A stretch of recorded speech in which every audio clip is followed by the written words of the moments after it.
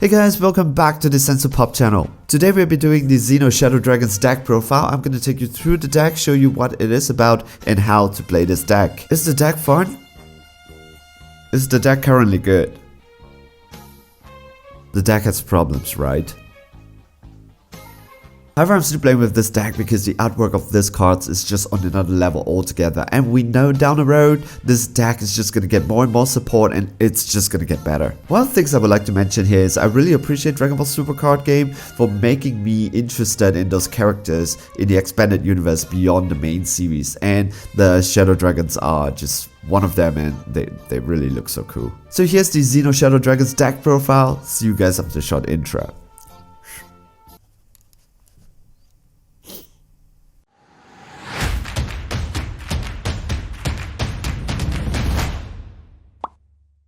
Hey guys, I want to welcome you back from the intro. We are going to be taking a look at the Shadow Dragons, the Xeno version, and what is this deck about? Is this deck complete? No, this deck is still not completed. Like the Shadow Dragons, the normal ones, we are going to be seeing more and more supports that let us deviate our strategies and the way that we want to play this deck. So this deck, let's be real, it's going to be very, very interesting. But in its current iteration, what is this deck about? It's very defensive. It mills your opponent every time you play an extra card, and you can either pay for the cost of playing the extra card, or once per turn you can Spirit Boost, and with Spirit Boost you can play one of your extra cards for free. Every time you play the extra card, as I mentioned before, your opponent has to mill. This deck has a problem, which is the ability to end game by aggressive option, but we're going to talk about that later. And this deck has the ability to cycle through your deck really quickly, because all your Shadow Dragons battle card has this ability that when it is being played or discarded from your hands by a Shadow Dragon skill,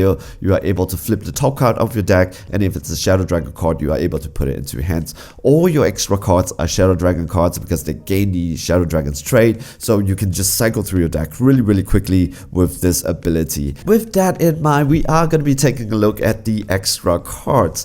Take note that every time you play an extra card, your opponent has to mill one. It's not a lot, but it's annoying enough, because that's the whole thing that you want to do in this card game. You want to be annoying. Alright, so the first one, it's going to be a Sucha. This plays one of your Unison card, or suches one extra card and put it into your hand. The second one is the Ultimate Whirlwind Spin. Instead of extra card or playing a Unison card, this helps you with your battle card. So both of them are Sucha. However, Ultimate Whirlwind Spin has the ability that if you choose, when you play this card, you can choose one of your Shadow Dragon cards, discard it. If you do so, your leader gets an additional 1k. That's not a lot, but defensively that card, it's really good, because your opponent now has to swing at 20 just to hit your leader. Take note of that when you discard a battle card, because of the ability that we mentioned previously, because this is discarded by a Shadow Dragon skill, you get to take the top card of your deck, flip it over, and if it's a Shadow Dragon card, you get to add it into your hand. So you're technically not minusing one, you are also you're just cycling through your deck. Alright, and we're going to take a look at some of the defensive non-Sucha extra card. The first one, it's going to be the Ultimate Dark Dragon Slaying Bullet. This card has two ways to play it. The first one is if your opponent is playing a Unison card, he can choose to either remove 2 markers from it, not 2 markers from it, either choose to remove a marker for every 2 cards in their drop. So it's easy to get them to have 4 cards in their drop area when they play the Unison card. So minimum a 2 markers removal from their Unison card, or they if they don't, the opponent can only attack once more per turn. So that's it, right? Usually they would choose to only attack once more per turn. That's how it is. I don't know. I've never come into a situation where opponent doesn't choose that. Usually they just choose, okay, I'm just gonna not attack once more per turn. Alright, so activate main battle. Your opponent choose one of their cards with energy cost less than the number of cards in their drop area and send it to its opponent's wall. It's not exactly a very good ability though. The reason is your opponent chooses, it's not you. If you're the one who chooses, that's great, but if your opponent has a 1 drop or a 2 drop in their in their board, they would choose that instead of anything. So the next one is the Ultimate Dragon Quake, and this is activate main once per turn. This is interesting because you can activate it during battle. So if your opponent swings with a battle card that is higher than the number of energy, you can tap one Ultimate Dragon Quake, and if your opponent overcommits, you can just send a card to warp at the end of the turn, place it. If your opponent has 15 or fewer cards left in their drop in their deck, they choose that card and put it into their drop area instead. Alright, so situational, but for just one energy, sending a card to warp, it's good. And Ultimate Dragon Tackle, this is an interesting card because this card costs 2. So what do you get for 2? Your opponent must have a Unison card in play though, because if they don't have it, you cannot play this card. However, when you play this card, your opponent places the top card, so they Meal Warn, and they choose one of the Unison card and remove 2 markers from it. If they don't, you get to draw 1 card and choose one of their opponent's battle card and send it to warp. Pretty good card. 2 calls, that's how it is. Take note, all of this, you can use Spirit Boost to do it, and every time you activate it, your opponent has to Mew one. We are going to be talking about the Shadow Dragon's Unison card next, and the one that I choose to play, it's Towa Renaissance of Shadow. Is this card good? It's okay, but I won't force you if you choose to play Bardox, because that +1 just draws you an additional card, and defending a card at 15, swing a card at 15 is just really good. However, I'm just playing Towa because you can actually play her from your extra card, and at the same time she helps you to recycle your extra card from your drop back into your deck, because the +1 says you draw a card, you discard a card, not you discard a card, you take that card, you don't discard it, because if it's discarding, it's a little bit broken. You take 3 extra cards from your drop area and then you put it at the bottom of your deck. So it kind of helps you to put cards back into the deck. The game is going to be long, so that kind of helps you from decking out. The -7 is something that you will not do because you don't have really 7 Shadow Dragon cards to play right now. So down the road, maybe it's better. Every time you use a Spree Boost, if you have we are playing the Oceanus Shinrong Power of Darkness super combo, you also can take this card, put it underneath just to gain an additional marker, get that marker back, and then you get to draw a card. So we have talked about the extra card and also the Unison card. We are going to be talking about the battle cards. Take note, once again, I would like to remind you, all of them have the effect though, if they are being played or discarded by a Shadow Dragon card skill, you get to take a look at the top card of your deck. If it's a Shadow Dragon card, put it back into your hand. Every single battle card has it except one, the 1-drop Neutron. However, just take note, except for the card, all your cards have that effect. Alright, and Haitian Wrong Power of Darkness is one of your most important cards, because when you play him, take a look at the top one, put it into your hand, and activate main. You tap 1, you switch into rest mode, you get to play a Shadow Dragon card that is 3 or less from your hands and play it. So these are all your options. We're going to go through them together. Alright, the first one is Haitian Wrong Negative Energy Explosion. This card is really good because it's critical, it's blocker, it restands at the end of the turn, and every time he swings, you choose one of your opponent's battle card and send it to warp. And when you play him, you get to also take the top card of your deck, Shadow Dragon, put it into your hand. Very good card. This card is just amazing. 15k critical, blocker because it resends and warps the opponent's battle card.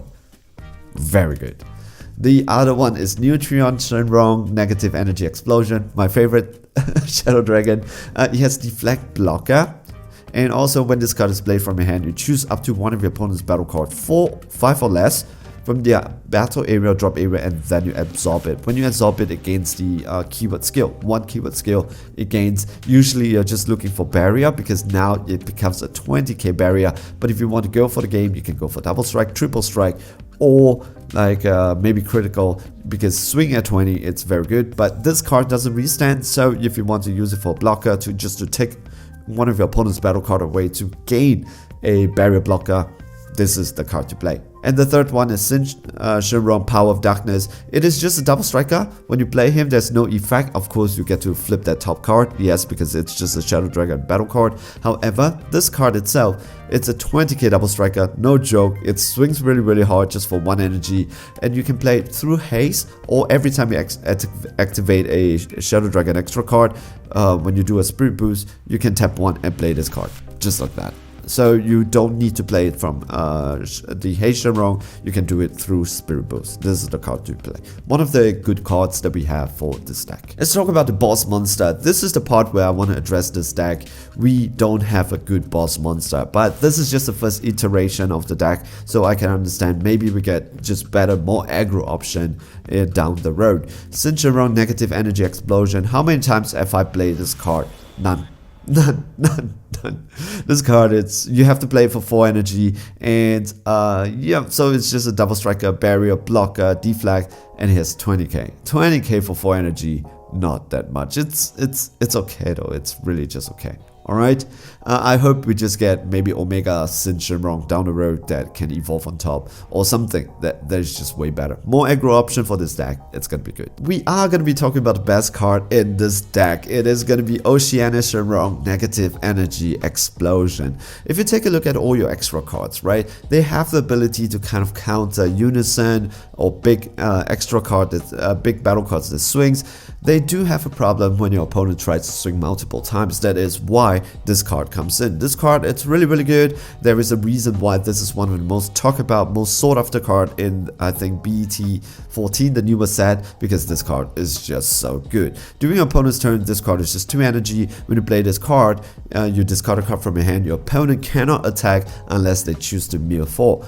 Unlike Topo, which is a 20k, this is a 5k, but it is also a blocker. That means if your opponent tries to commit the 4 extra card, mill them, swing at your opponent, you can use this card to block. So your opponent, in order to have a chance to hit your leader, they have to commit minimum an extra 8 cards they want to mill from their deck. It's crazy if they want to do that, because there is basically no chance that they can go up against this deck if they decided to turbo mill themselves. Alright, and when this card, when it's played in your Shadow Dragon deck, what's amazing is because this is Shadow Dragon card, when you play this Shadow Dragon extra card, you take a look at the top card of the deck. If it's a Shadow Dragon, put it into your hand, and if you discard the card that you discard is a Shadow Dragon extra card, you also take a look at the top card of the deck. If it's a Shadow Dragon card, you put it back into your hand. This card has no minus in this deck. Alright, so we have come to the end. This is the deck list, and take a look. This is pretty fun. So as set for when it comes to Toa, Renaissance of Shadow, and also the SCR, basically this whole entire deck, this is a Shadow Dragons deck. So you need, most of the time when you flip the top card, you are going to be putting it into your hand, including your super combo. That's how amazing this is. Alright, and there is some people who plays the other Shadow Dragons, the yellow one in this deck. You can do that. However, for me, I just find that there's no reasons why I just want to go aggro with this deck, and with the 2 energy I would prefer to do something else also. So Black Smoke Dragon, Eternal Evil, this card is still themed because it is the Black Smoke Dragon, and if you play him, you are able to mill your opponent 7, draw 2 and mill 7 is just amazing. Even if your opponent doesn't die, he is on the verge of just losing the game. So guys, if you like this video, I appreciate it if you can give this video a like, subscribe if you want to support me and the channel. If you're looking for TCG products, check out maniapacks.com, link down below. Use my discount code SENSU for 5% off all your purchases. Stay safe, stay healthy, enjoy playing the Dragon Ball Super card game. I hope you're okay. See you guys in the next video. Alright, ciao.